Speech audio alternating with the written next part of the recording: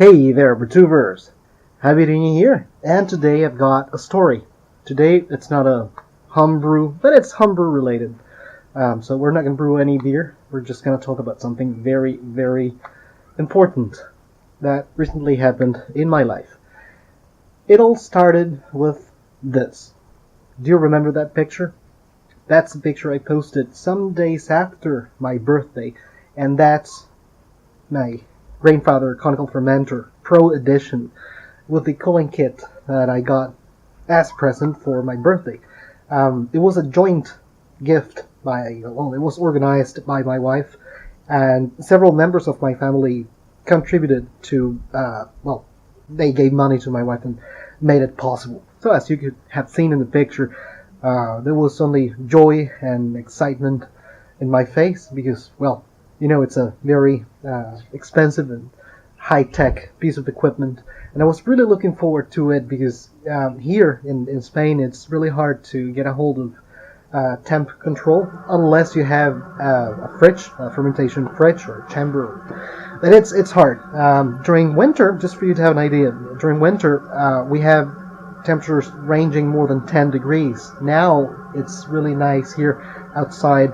It's more or less like 22 degrees now, and at nights it could go down to 10 or even less than that. That's not good for the yeast. Instead, with the Grainfather Conical Fermenter, I was looking to obtain that extra level of control I needed for my brews to be optimum. So I got that Conical Fermenter, and I gave it a go with water. There's actually, I think there's another video of me in my Facebook page showing how it brings temp down in water.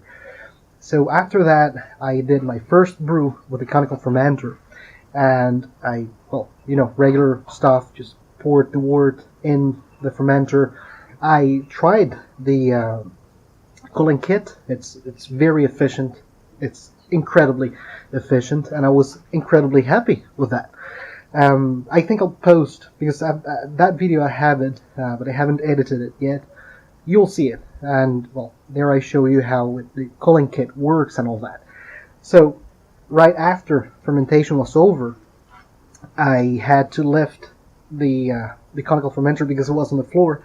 I had to lift it and put it on top of a bench to transfer the wort to priming bucket, and when I lifted it, I hadn't unplugged it, and there is a port. The way it works is that in the backside there is a port, so it's not a direct cable coming out of the fermenter. There's a port in which you plug a cable, and then the cable goes to the cooling kit control and then to the wall. So when I was lifting the fermenter, the cable got entangled in one of the bench's legs, and I didn't notice. I swear I didn't notice. When I was lifting it, I heard a noise, and then when I finished lifting it and putting it on top of the bench, I just saw the cable on the floor. Then I knew that the cables, it was ripped apart. And you can imagine you can imagine what went through my head. And that time it was a nasty feeling. And then when I picked up the cable, I noticed that because it's screwed. It's not only a cable that you plug it and then you screw it, and it was all torn apart. Even to make it even worse, there's a 3-pin in the cable. There's a 3-pin connection that connects into the connector in the backside of the fermenter. One of the pins remained inside that connector, which means that it's useless, basically. Now I have a stainless steel bucket with no possibility of controlling temperature. The screen that attaches to the front side of the conical fermenter depends on the input of energy to work, so not even that, not even an indication of the temperature is working on that fermenter. So it's stainless steel bucket, conical. All the system for dumping the yeast that works, but there's no control on temperature in the conical fermenter. So, well, I was really depressed. I was really unhappy, and I couldn't figure out why that happened. I'm not that strong, and considering that I was lifting 30 plus kilos because the conical fermenter was almost full, plus the weight of the fermenter, I had to lift it, in a slow way. I lifted 50 centimeters, which is the height of the bench, and then that was enough for it to totally torn apart the cable. And as I said, with the bad luck, that the 3-pin connection, that's the part where it broke. And not only that, one of the pins remained inside the port. So I got that fermenter. Well, my wife, she got it for me in one of the best homebrew shops in Spain, and I am a very frequent customer. So I just sent them an email saying, okay, look, this happened. I know this cannot be covered by any warranty because it's not something that failed in the equipment. It was something that I did, unaware, of course, of what was going to happen. But I was, willing, hoping that they could give me a hand and probably try and see if they could buy the spare part or request the spare part to the manufacturer. I went through the online shop and all the retailers and distributors, trying to look for that spare part, because they do sell spare parts for many Grainfather products, but they didn't sell the bottom, the backside connector, main connector of the fermenter. They don't sell that. So I sent these guys an email saying, well, look, I recently purchased a conical fermenter from your store, and this happened and all that. They took like a month or so to say, well, we cannot fix any of that. We can give you a cable, which they sell in the shop. We can give you a cable, and so they sent me a spare cable to my house. And well, I said, well, thank you very much. The cable is not the problem here. It solves the cable problem, which I could have solved if I just bought a new cable. The main problem here is the connector of the conical fermenter. That's the main problem, because without that, it loses all its functionality, its main functionality. So they said, well, we're sorry, but there's nothing else we can do. And well, I was so desperate and frustrated that I basically had nothing to lose. And so I went in the Grainfather website, clicked on contact, and I sent them this email. As you can see, it's very long. It's a very long email, and in which I go in details and explain what happened. I told them that it was my first brew in that equipment, and then I told them that I was lifting it. Everything I just told you, I told them. And well, I just sent them that email. I had nothing to lose. I just sent them an email saying this happened, and I'm desperate. Is there anything you can do to help me? Hoping that they would, send me a spare part, or sell me the spare part so that I can just replace it and fix it by myself.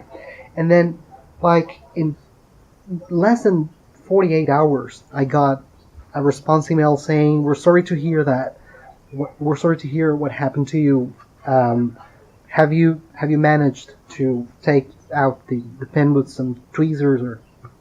And I replied and said, well, no, unfortunately, there's no way for me to be able to extract the pen, because it's in the hole, and there is no way. I have no grip. There's no way for me to get it out.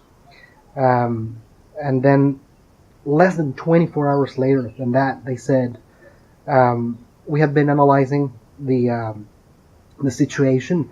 We will pass this to our tech department.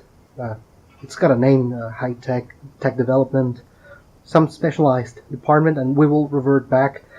Please apologize for the delays. And they said, no, I have no problem waiting. As far as I get a solution. I have no problem at all in waiting. And then 24 hours later, I got this email in which they say that the specialized department has been reviewing the thing and there is no solution, which is why they have decided to replace my fermenter. And I couldn't believe it. I couldn't believe it. One of the things I said in my first email, the long one, was that if they gave me a solution, I wasn't expecting this. To be really honest, I wasn't expecting a spare part and I could fix it. But I told them that if they gave me a solution, I would record a video saying how great they are. But this is not the main reason why I'm recording the video. I'm recording the video because I wanted to share with you my experience, but also to say that the Grainfather behaved in a way that was way beyond my expectations. I couldn't believe that. So they said they would replace my conical fermenter, and they did. After less than 24 hours after that, I got an email from the Grainfather and from the shipping company giving me tracking details and everything of my conical fermenter, and it took, I would say, less than 3 days to arrive at my door in this house at no cost at all. And well, here's a video of me after just minutes after I received it. And here it is. I finally just received it now. Here's my new conical fermenter. I'm so amazed. They even double packed it for safety. I believe this comes from the UK. So here it is. Here it is. Completely closed. So if I hadn't said that enough times by now, thank you very much. Thank you very much, Grainfather, and all the people that made this possible. You truly changed a nightmare into paradise. Thank you very much. And there it is. I didn't have the chance of doing an unboxing and showing every single aspect of this fermenter at the first occasion. Now I will do it. I think it's worth going step by step and showing the amazing features of this excellent device, with which I'm super happy. But on top of that, I really want to thank once again the Grainfather. What a nice company. Again, you exceeded every expectation I had. This is something that really made my day, especially considering that tomorrow is Christmas. So thank you very much again, Grainfather, and to all of you, if you're watching this, I am a witness of the great customer service this company has. This is all for now. I'll see you in the next episode. Merry Christmas, cheers, and beers.